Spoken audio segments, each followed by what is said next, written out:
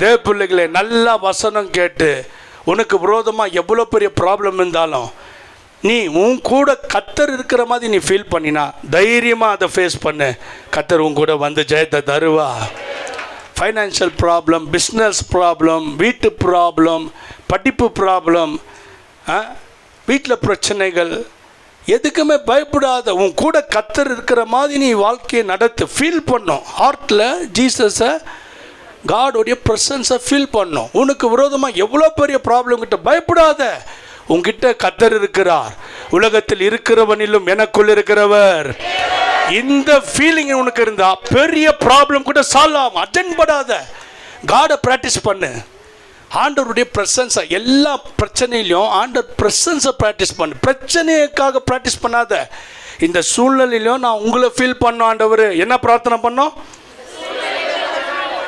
இதை மட்டும் பண்ணிட்டீங்கன்னா நீங்கள் ஜெயிச்சிருவீங்க தேவ பிள்ளைகளே.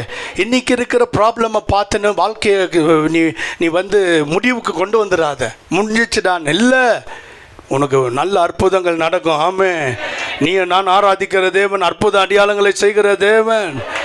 ஆண்டவரை ஃபீல் பண்ணணும்.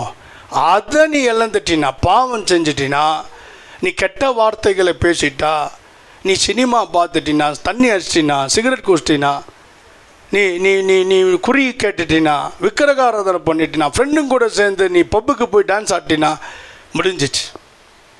கெட்ட பழக்கங்கள் ஆண்டவரை தொலைத்து விடும். ஆண்டவர் போயிட்டார்னா உன் ப்ராப்ளம் உன்னை கொன்னே போட்டோம். உன் ப்ராப்ளமை சால்வ் பண்ண முடியாது. ப்ராப்ளம் நேரத்தில் ஆண்டவரை ஃபீல் பண்ணுற மாதிரி உன் வாழ்க்கையை நடத்து. இதில் தான் நம்ம கவனமாக இருக்கணும். புரியுதா? நம்ம வாழ்க்கையில் என்ன ப்ராப்ளம் வந்தாலும், வியாதியை வரட்டும், பயப்படாதீங்க. இயேசுவை உங்களுக்குள்ளே கொண்டு வாங்க. இயேசுவை கொண்டு வருவது தான் மெசேஜ். அதுக்கு தான் மெசேஜை கவனின்றோம். மெசேஜை கவனிச்சா தான் அற்புதம் நடக்கும். கவனிக்கிறவங்களுக்கு நடக்குது, கவனிக்காதவங்களுக்கு நடக்க மாட்டேங்குது.